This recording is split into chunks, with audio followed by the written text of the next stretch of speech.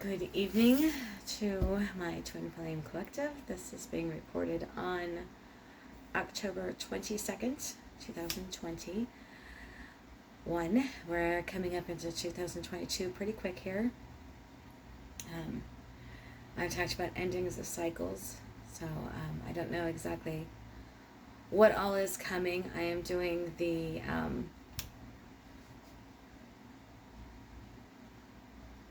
well, I thought I was doing the astrological readings, but apparently I've got something else going on. So let's start with prayer, see what happens.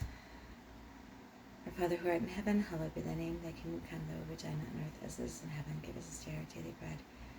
And forgive our debts as we forgive our debtors. Lead us not into temptation, but deliver us from evil. For thine is the power, and the kingdom, and the glory forever and ever. Heavenly Father, please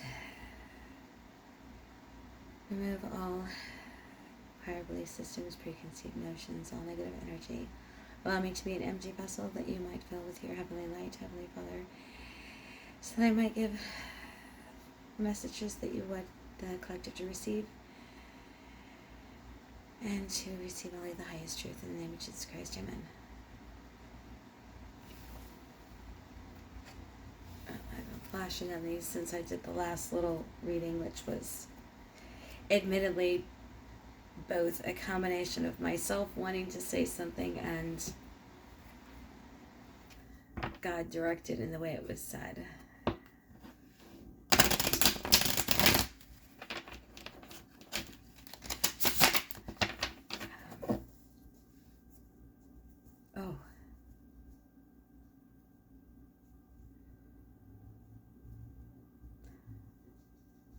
My nose is itching like crazy.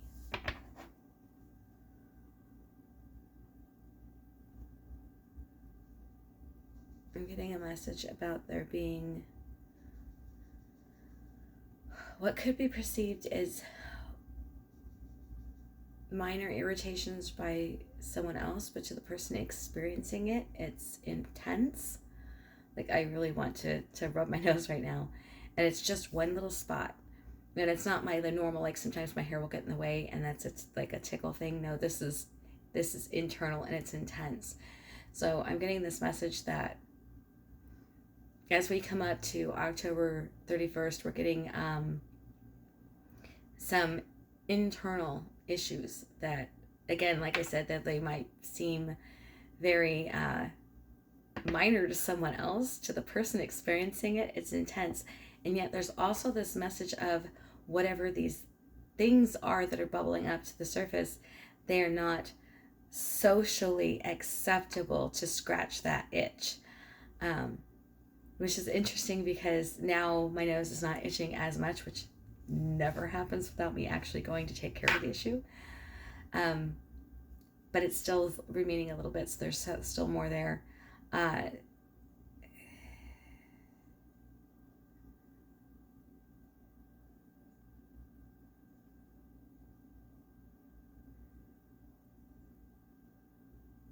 We're being challenged to come up against social norms. Oh yeah, now I feel a lot better. We're literally being challenged to come up against social norms, and each in our own ways. And this is going to play out for different people in different ways. But I get this very strong feeling that this is extremely important for us to master before October 31st. Oh, holy smacks. This is a strong message. This is not just like the previous reading was a timeless message. Now I understand why they're separating out. This is not timeless. This is specific to this tail end of October, before this new cycle hits, and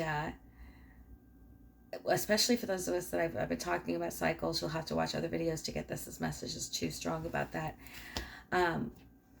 What they're telling me is that we are in a very difficult time in the world right now, where things that we as a society, and I'm speaking specifically to no, okay, This is a message that goes across the globe. There is no cultural specificness to it, or boundaries to this message, geographical. Although this message is, the filters that they may give me are going to be predominantly in American culture, the message is for everybody. There are things in within each of our cultures, within each area, wherever we're set at that moment in time, which we know, especially light workers, especially if you're drawn to this video, you are most likely looking for answers, trying to figure out what's going on with the world, why it's going so topsy-turvy. You know that there are things that are wrong. The fact that we are still turning a blind eye to specific, they're going to have me go there. Okay. How do I say this without getting banned from every platform there is?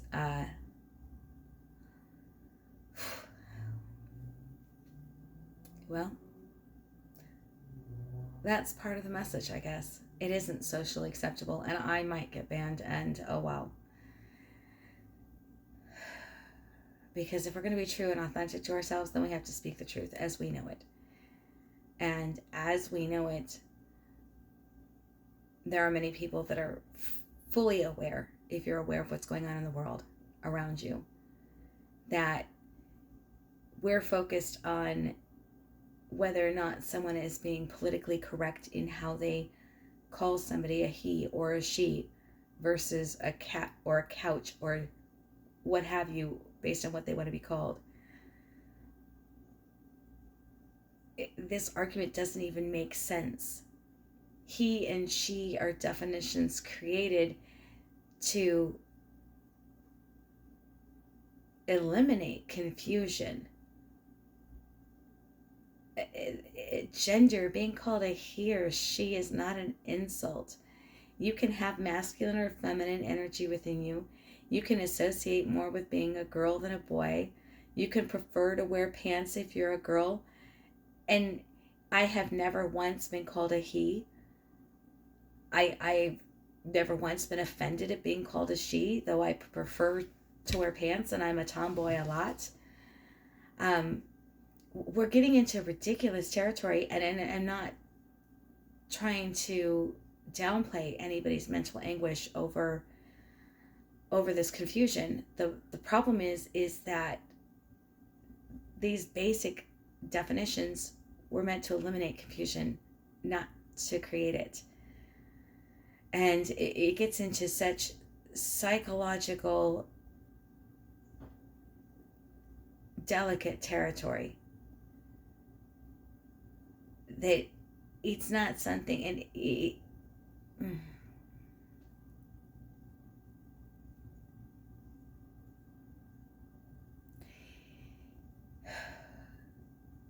one, it is not something that should be decided by a whole culture or a whole world. It is an individual's rebellion against their being called a she if they have girl parts. It is an individual's rebellion against being called a he if he has boy parts. That is a mental issue. It is not a social issue. It is not a political issue. It is a mental issue. It is a real mental issue, and it can be exacerbated by medical things that can cause that angst. Imbalance in hormones, actually having girl parts inside of you if you're a boy, being born with both parts. And if you feel as if you are a man when you really have the parts of a woman, or vice versa, God's very understanding about that. There are doctors, and they didn't come up with these ideas on how to fix this stuff out of thin air. It was in the matrix. It was created. Therefore, there's a purpose for it.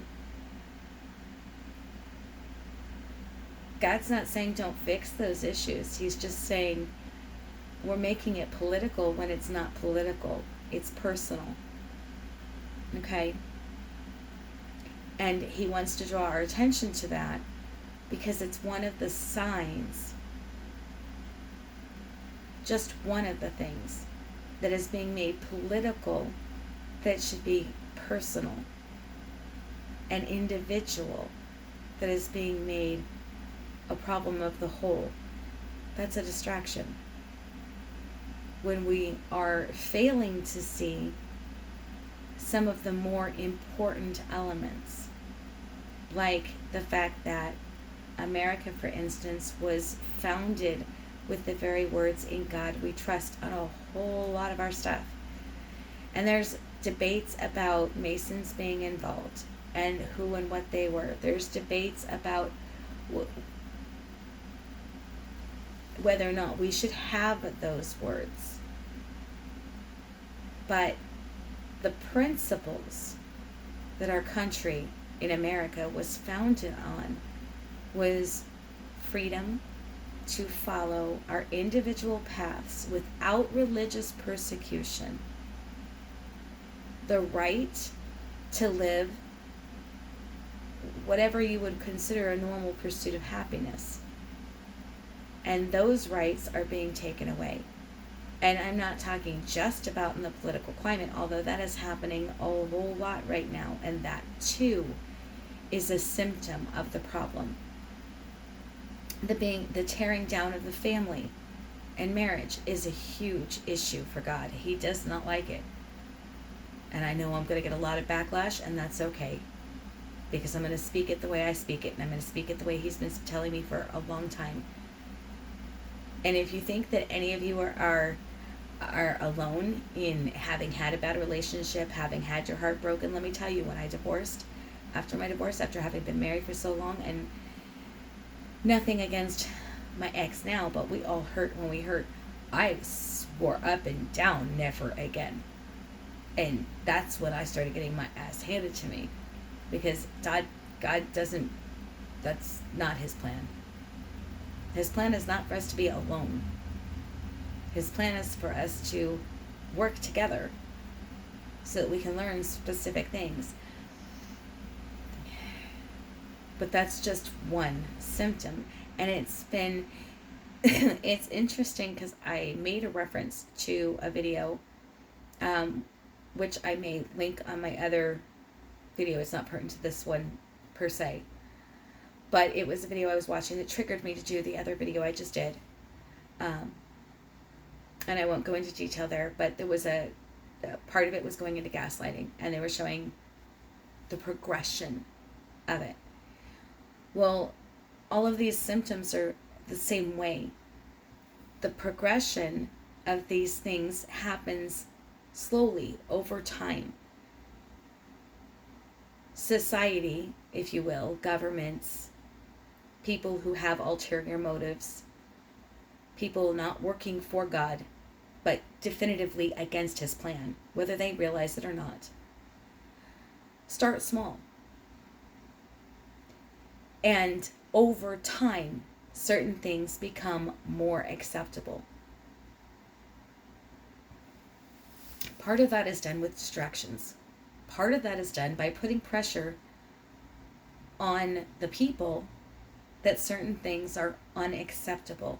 And God is calling us all to stop listening to the outside noise, stop listening to the distractions, and take a quiet minute.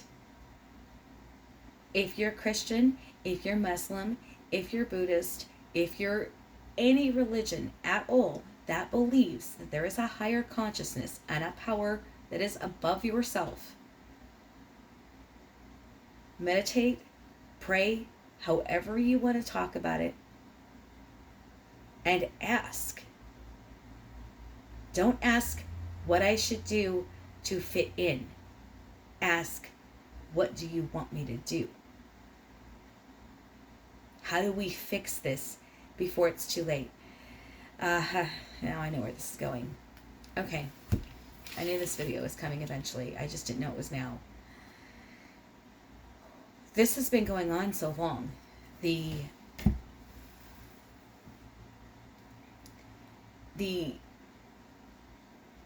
indoctrination of our young men to encourage them to walk away from the idea of marriage. Well, marriage teaches responsibility and communication and working together. And it also gives you a partner that has your back and that you can trust.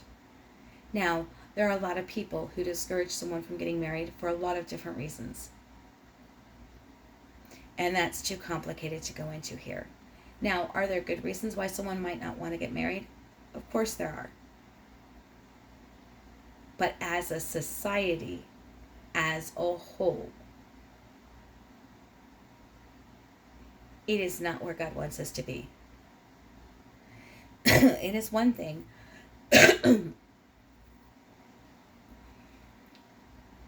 for us to rebel for a moment. It is a whole other thing for us to take that as a way of life and try to make everybody believe that that's true too.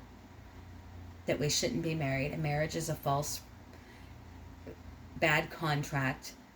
No, we can choose the wrong people. And the fact that everyone has been pushing this whole idea of marriage is bad doesn't help the situation, because if you go into a marriage thinking that divorce is just around the corner, then you're more than likely going to experience that, because you're not going to work on it.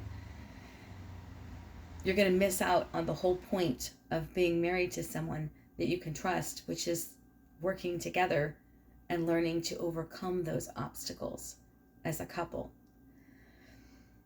But this is just one part of the problem. Another part of the problem is we've been turning a blind eye to the things that are being done to children. And I'm not talking about disciplining a child by a parent. There are 1,000 ways to different ways to discipline. They are culturally influenced, psychologically influenced by experience, influenced by things we read, things we see, things we hear. It's every time you raise a child, it's an experiment. Every time, even if you have more than one. As I personally can attest to. I had 6. Their younger years I was married. It was fairly stable. Other than we had a few moves. Because my ex was military. And then, long story short, adoption process with our youngest son caused a move. And yet, the discipline rules were the same. The chores were the same. The interaction was the same. I was anal about the interaction part. 6 kids meant each child had me for at least an hour by themselves every single day, so I can make sure that I spent time with each child. I did my best to absolutely make sure there were no favorites. I did my best to make sure I spent as much time with them as I could. I still have children that will tell me, didn't spend enough time with mom. Especially the one that I used to sit up with until 3 o'clock in the morning, a lot of nights, listening to her tell me about her friends. And honey, if you ever watch this, I'm sorry, but this is an example and it's too important not to give. And the point of this is that despite my best efforts, each and every one of them turned out different, and each and every one of them turned out with their own little feelings about me and their dad and the situation. It's an experiment with each child, because even if the parent is the same, even if the discipline method is the same, even if everything else is the same, they are their own individual. So there is no 100% right way to parent. So I'm not talking about that, okay? I am referring to things like sexual abuse that goes untreated, untaken care of. By untreated, I mean help is not sought for the child, and someone who understands is not listening. I am talking about children who go missing, and the world is not looking for them. The parents might be, maybe they have wonderful parents, but the rest of the world isn't looking, and one set of parents is not going to find one child in, and let's face it, if you're alive on this planet today, I'm sure you've heard of things like underground trafficking, sex trafficking, child trafficking. We like to turn a blind eye to it. We like to not see it. We don't want to talk about it. We don't want to hear about it. I sure as heck don't. I don't want to watch the videos on it. I understand. It's negative energy and it sucks. And we're taught to turn an eye away from it, to turn our energy away from that, and to send out positive energy. And that's true to some degree what I've been taught as far as us healers go. Yes, we're not supposed to dwell on that stuff. We're not supposed to get stuck in that energy. But that does mean that we have to be aware that it's there. And if we're not going to get stuck in that energy, then we have to send out an oppositely strong energy of healing and love and prayers that these kids are found. It can't go ignored. There's too much distraction in the world. The government is too good at it. The higher ups are too good at it. They've been doing it for eons. They've got generation after generation of training and experience. And the rest of us who are just trying to live normal, good lives, we're not trained to be manipulative and deceptive. So we don't see it. But we need to start looking, because we're creeping up on a point of no return. And this goes into the video that I've known was coming for a while.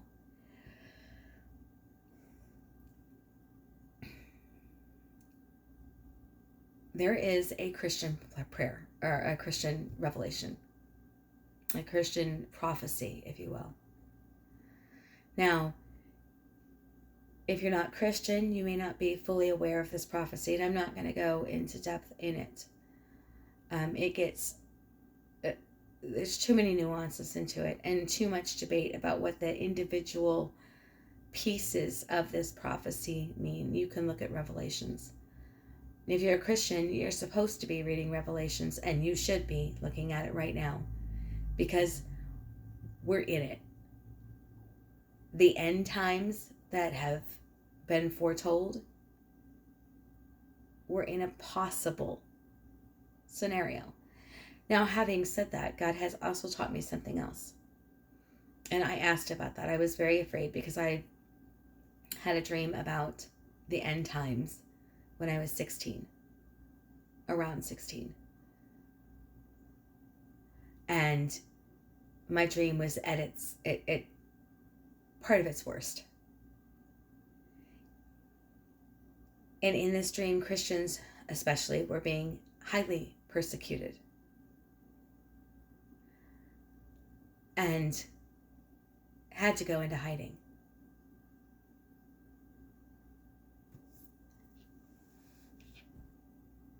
Now, there's part of this prophecy that talks about the people that will be taken up in rapture. You'll be walking down the street or driving your car, and the next thing you know, the person next to you will be gone.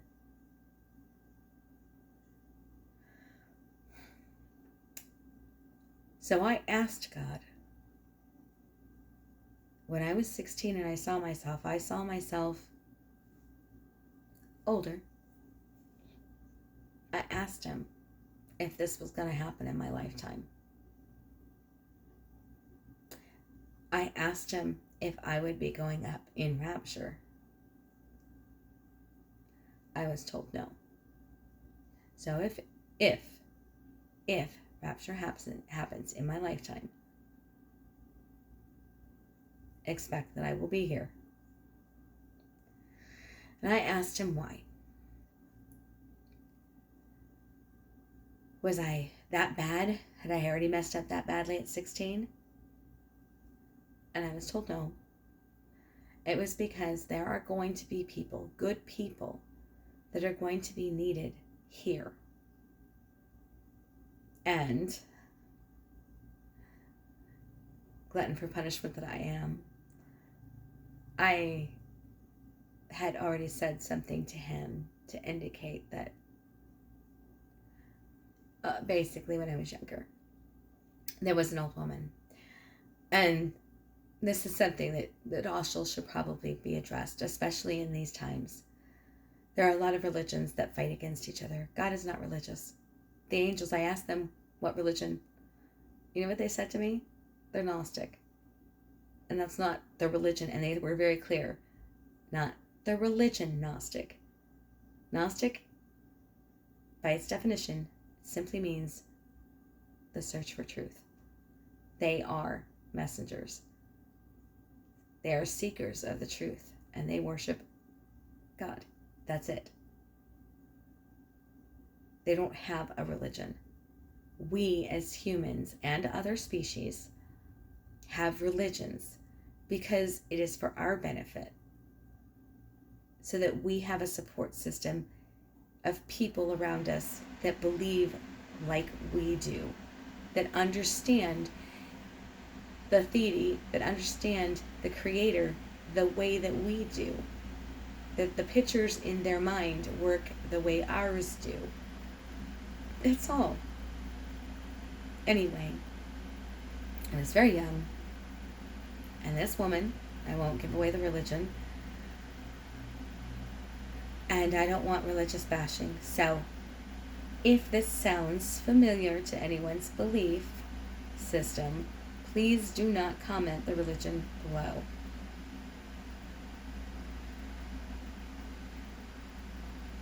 I was told at the age of, I think, 10, that I was going to hell because I was not in their religion and I was not going to continue coming to their church. I didn't even live in that state. So I was very confused. How would God send me to hell for not going to a church I physically couldn't go to for more than a few months? So I asked him, like I did most things.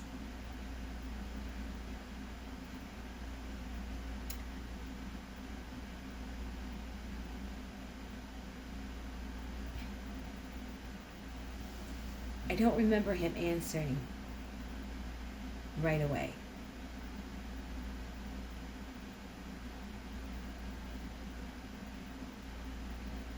With anything specific about that religion. His answer instead to me was, and maybe because I wouldn't have understood it at 10, that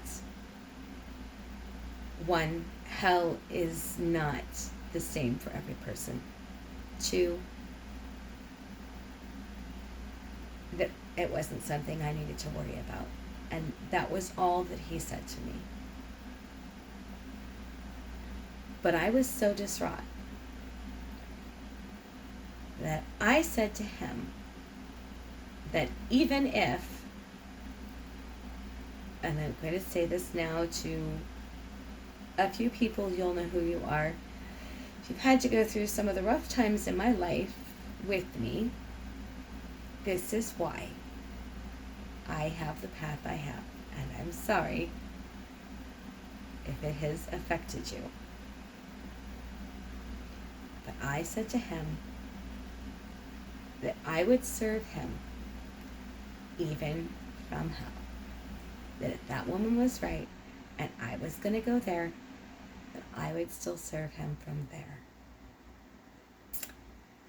So, that's why I will not be going if rapture happens in our lifetime. Having said that, one of the things that God talked to me about a couple of years ago, I was studying Revelations. I was very into when this might happen because I had that vision when I was 16. Excuse me, just a minute.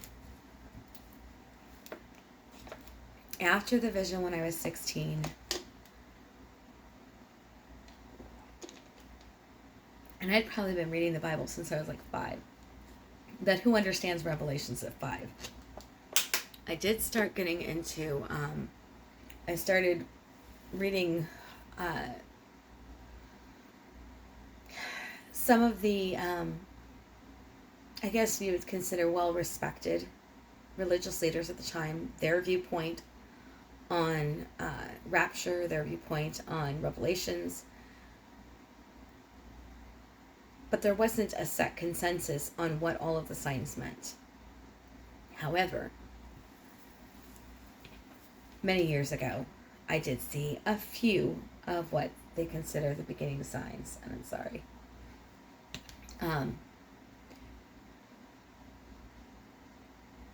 There were actually two that stood out. And for the sake of the length of this video, I'm not going to go into detail about them. If you've been following Revelations, if this message has drawn you in, then you probably already have been researching this and studying this. You have your own opinions on what the signs are. I will tell you, I was extremely concerned when my daughter was still a baby. And I used to go to a specific store to go get our groceries. And I was standing in line behind this gentleman. And just so that you understand what length of time, when I say she was a baby, I mean she was a baby. And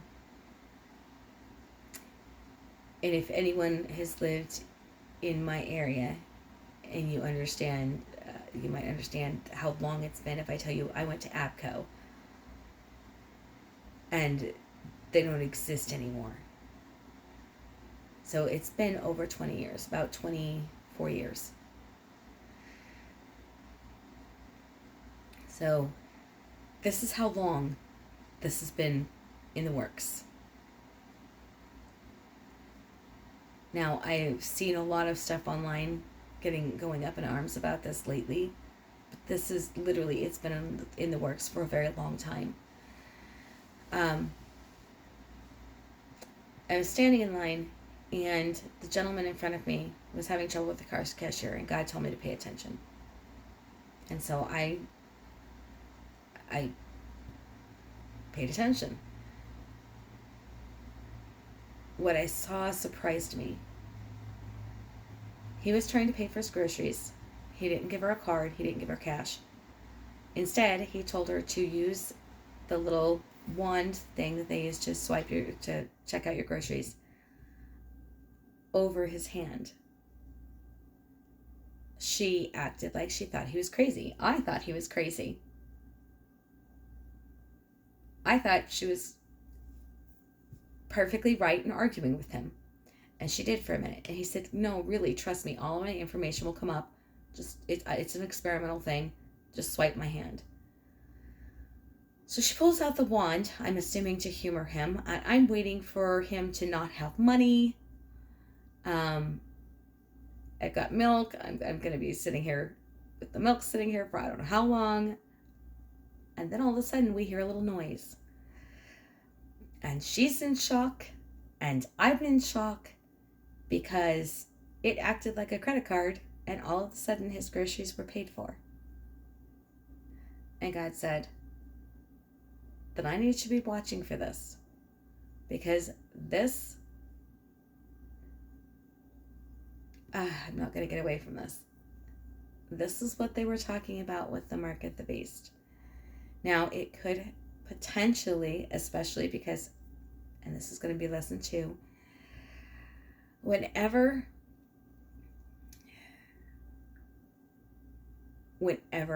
somebody comes up with something, some piece of the puzzle of the prophecy, there's a potential to then change it. The government has been trying for a lot of things over the years. The other side has been trying for things over the years. But when good people, Christian or otherwise, push back too hard, they back off a little bit for a while. And then they try some other way. We've had chips and dogs for years. So it was not a big stretch, I'm guessing they thought, to actively start putting chips into our children. I actually saw the ad for this a few years later. Well, many years later, actually, probably about 10 years ago. There was an ad about the benefit and beauty of putting a chip into your child. If you put a chip into your child's hand, then they could never be kidnapped, they could never be lost. You would always be able to find them. This would be the same kind of chip that that man had. Now that means that if you put this chip in your hand, your finances will be tied to that.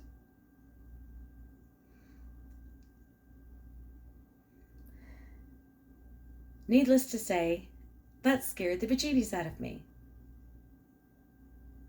Can you say mark of the beast? Having said that, they could also use a tattoo.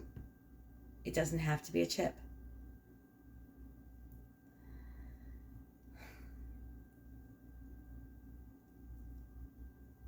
When I asked God about this later, in fact, a few years ago, do you remember not so long ago in 2012 when the world was supposed to end because the Mayan calendar ended?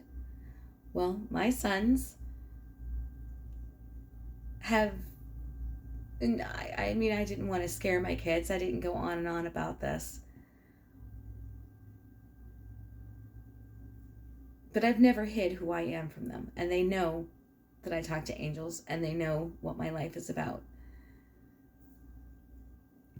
And they had somebody else that scared the heck out of them and told them the world was ending. Started gathering up all my books because we were going to have to go into hiding because the world was ending. And I had to sit there and calmly explain to them. They said that about 3 times. The world has not ended. It's not going to end yet. The big people are still making too much money and have too much power that they are enjoying. We're fine. And I truly felt that way at the time. However, I'm being told that we're getting into a very critical time period.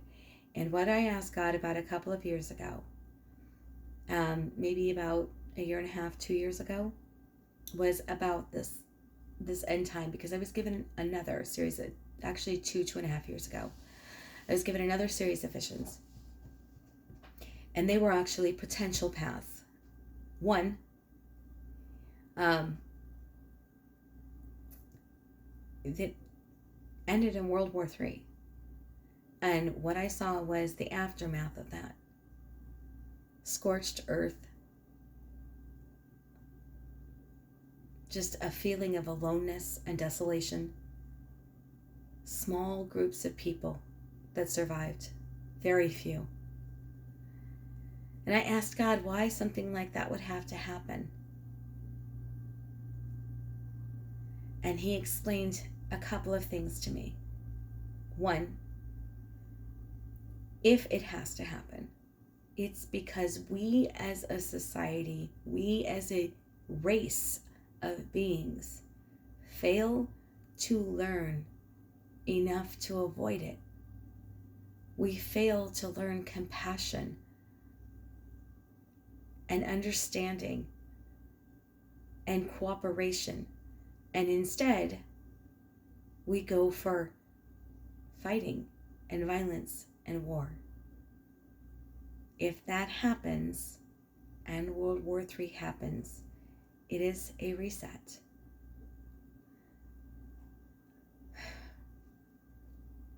It is a reset so that humanity can learn from their mistakes and have a chance at surviving, and the planet can have a chance at surviving. But it is not the only way. I was then given another vision, and in this vision, we do make it. We learn to cooperate. We learn to work together. We learn to be the highest versions of ourselves. Now, if we learn this, there are 2 paths. One, we do this from force and fear, in which case we become isolated from each other. cut off emotionally, and our race will still eventually fail. Because we end up at a point where we end up with no human contact. In other words, no physical contact to each other. We become too afraid of germs, too afraid of well, essentially it starts with germs. It starts with COVID, here, now. We become too afraid of it. Too scared. Masking up is appropriate, yes. Taking care of yourself is appropriate, yes. And quite frankly, God has not said anything to me against vaccines. But the fear, that is the infestation that will kill us as a race. The fear.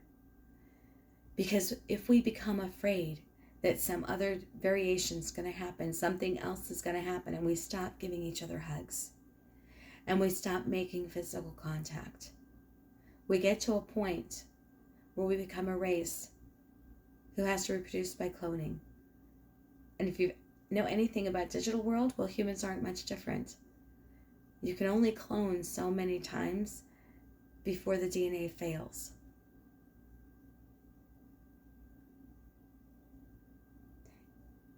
If you take a baby and you never expose it to any kind of germs, anything at all ever, put it in a sterile room, a sterile bubble, and then all of a sudden, when it's 20, you take it out into the world, the least little germ or virus could end up having detrimental, horrible, possibly deadly effects. That's what we will create for ourselves by being so afraid of the germs and the viruses and the things that normally help us to grow and adapt. It will take longer for the human race to disappear if it happens that way, but it will still happen. Then there's the third way, and it's a harder way to get to because we have to work for it. And we're not used to working for things as hard anymore. We've been spoiled, not just here in America, but all around the world. Cell phones, TVs, internet, clothing that is made by somebody else and not by our own two hands. Washing machines instead of pounding it in the river. And I'm not bashing on any of these things. God created them all for a reason. If we hadn't created those, we wouldn't have had the time to create other things, to excel, to grow, to become what we are now. But in doing that, we have given up the desire to fight for what we need to fight for. The third way is to get through COVID, to learn to cooperate, to show unconditional love for the people across the world and our next door neighbor that annoys the hell out of us, even though they annoy the hell out of us. That means if they absolutely annoy the hell out of you and they were the biggest ass in the whole world,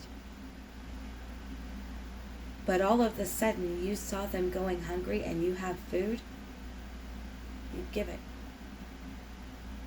Not because they earned it, not because they deserved it, but because it's the right thing to do. And maybe in doing that, you break through their prejudice, through their barriers, through their misguided belief systems. Maybe, just maybe, you make a fundamental change. If not in them, then maybe in their children that watch you, or their wife, or another neighbor. You don't know who it's going to touch.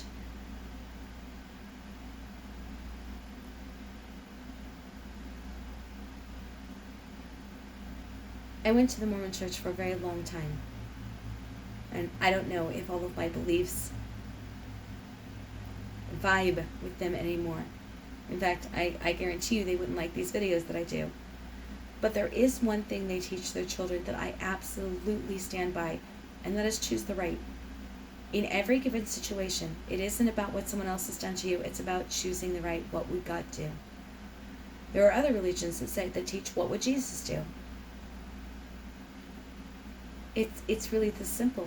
And if you're an atheist, it's this simple question as well. What is the right thing to do for you? What is the humane thing to do? That's it. What is the humane, compassionate thing to do? Because that's what we're going to need to get through all of this BS. And it would be easier if we hadn't bashed on marriages and we had strong husband and wife family teams that could help other people. And it would be easier if we hadn't turned a blind eye for so long to so many injustices. But it's not too late yet. And this is what God showed me. And when he showed me those 3 visions, I said, how can that be? How can they even be possible? Because as much as I want to fight this, as much as I don't want World War III to happen in my lifetime, what you're showing me is that there's a way for it not to be. And it's twofold.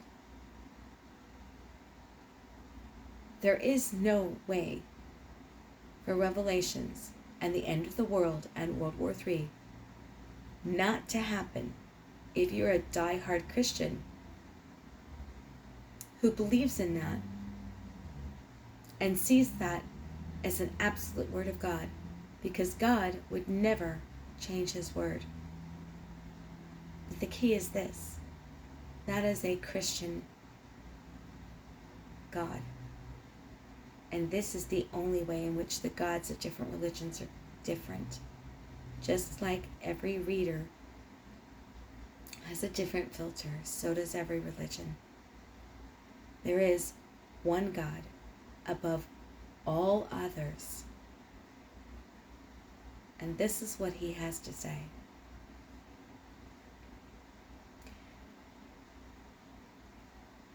He showed me a reading I did many years ago.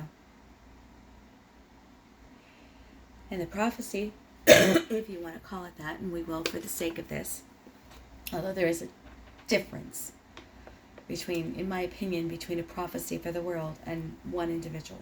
But it was still a prophetic reading in which I saw the gentleman that was sitting before me with a specific health issue that, left untreated, would have caused his death. And I looked at him, and I looked at his wife, and I said, now here's what I want you to do. When my angels have spoken about stuff, my health issues, my kids, they've never been wrong.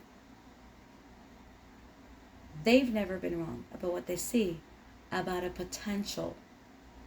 But any reading given, any prophecy given is a potential. It's a warning. In most cases, a warning giving you an opportunity to change things. And so I told them, prove me wrong. Do not let this happen. Go to your doctor. Get tested. Prove me wrong. I want to be wrong on this. Because there's no need for this to happen if you go to the doctor. And guess what? That prophecy didn't get fulfilled. He went to the doctor. And yes, he did have the issue they talked about. So I guess in that way you could say the prophecy was correct, but that's not really a prophecy. That's picking up on an energy that is currently. That's picking up on a truth within that man's body. That is not prophecy. That was not the future. That was the now. And yes, the now was correct.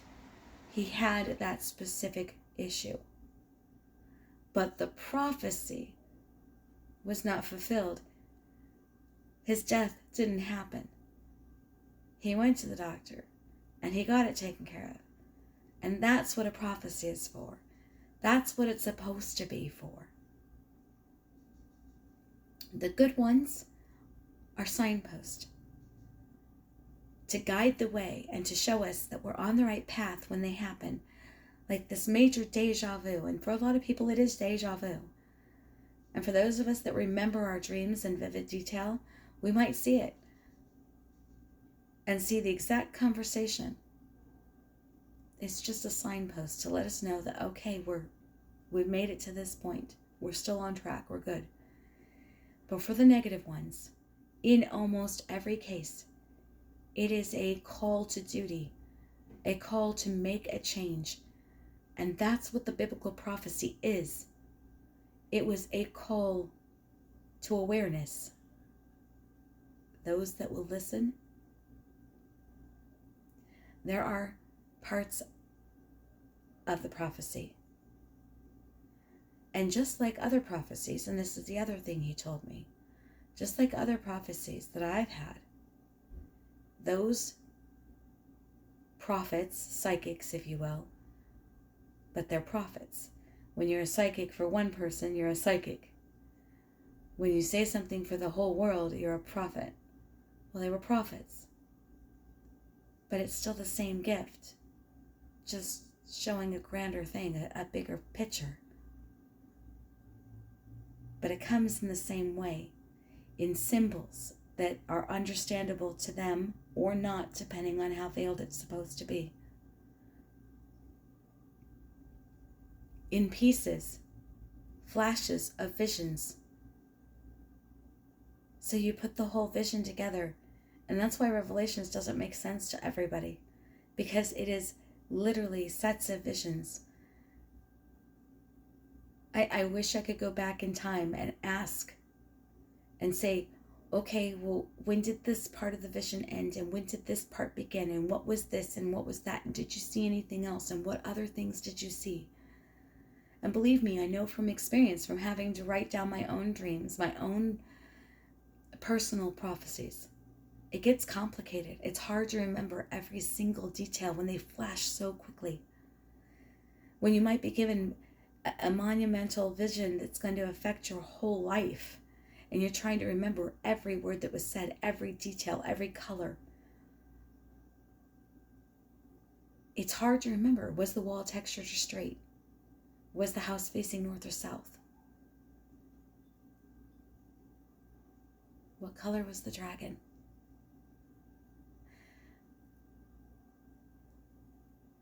So God told me 2.5 years ago that prophecy, parts of it, have to come true.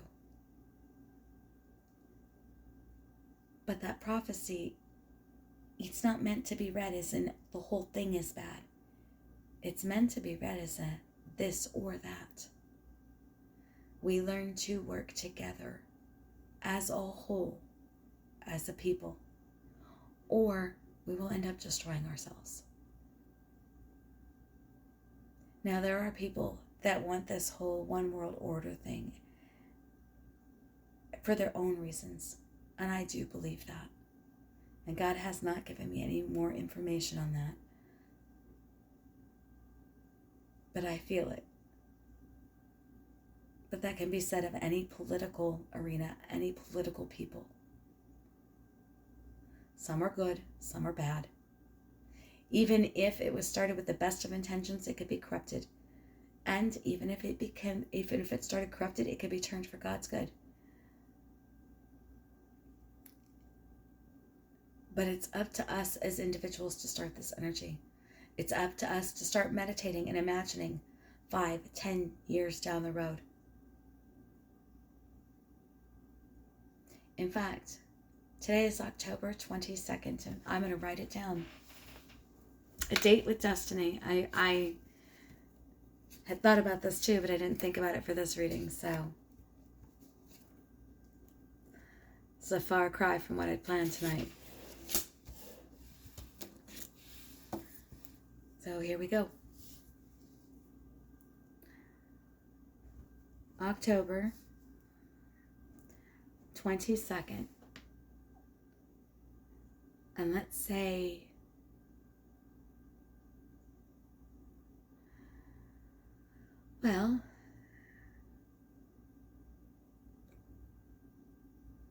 next year will be the 22nd, 2022. So,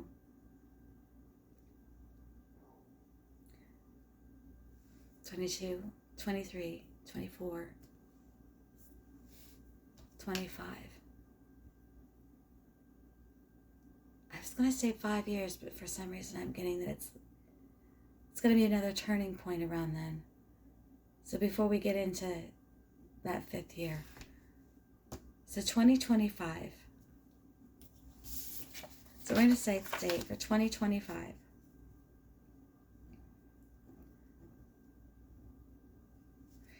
In my area, I'm going to set the date to be at a place called Lake Pleasant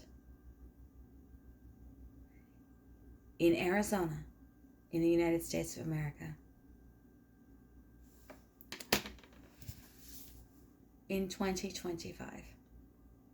If for some reason this gets blown up and has to be changed, and it would be wonderful if it did, then we'll set a new meeting spot to accommodate all of us.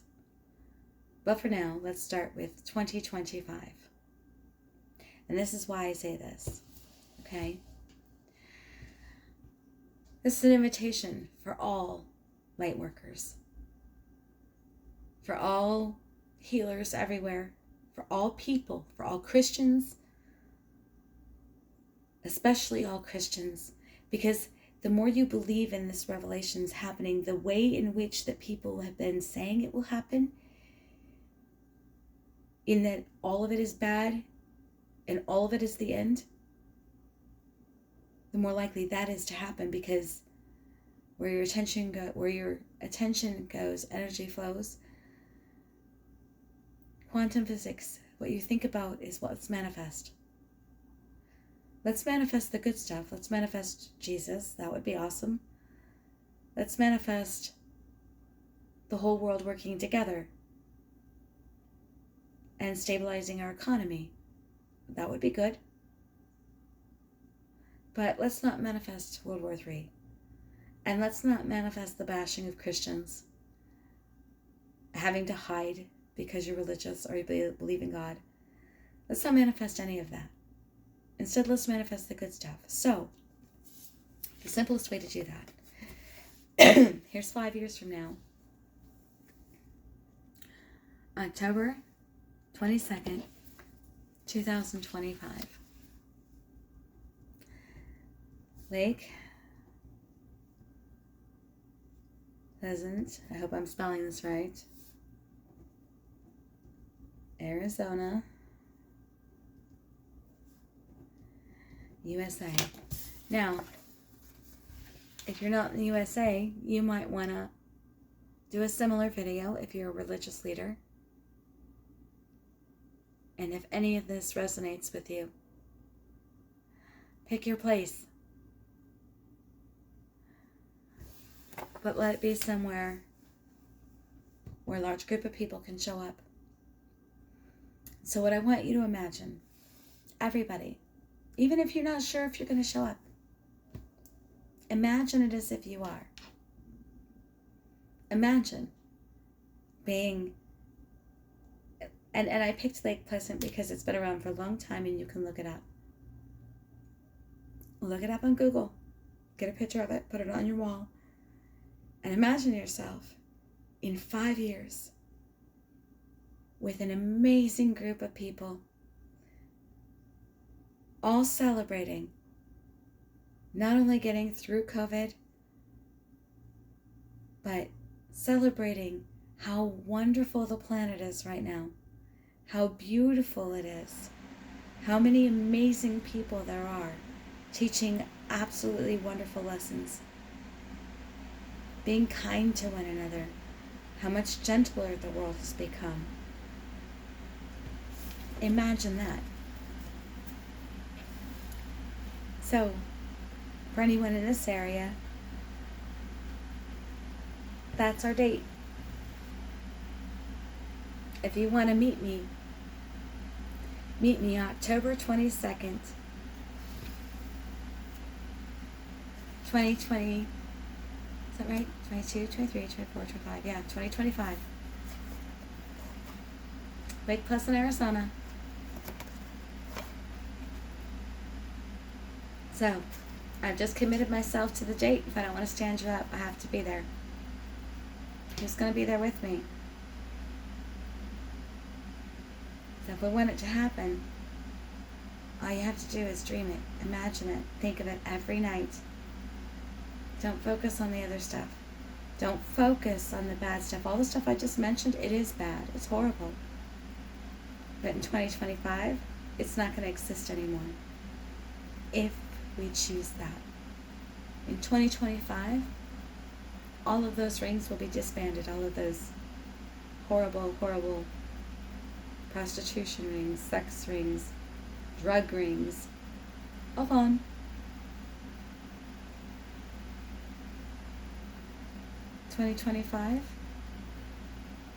Strong marriages will be strong marriages. Commitments will be commitments. People will be able to tell the truth tactfully and honestly and sweetly. Compassion will be the rule and not war. Or at least, I'm being corrected a little bit, at least we'll be on our way. On our way to a better place. It does take generations, they're reminding me. That was the other thing. Why couldn't you just make it tomorrow? Well, it took us eons to get into this mess. It's going to take us a lot longer than 4 years to get out of it. But we can meet in 4 years. And we can compare notes. And we can see how far we've come. So, I'll see you there. Lake Pleasant, Arizona, October 22nd, 2025.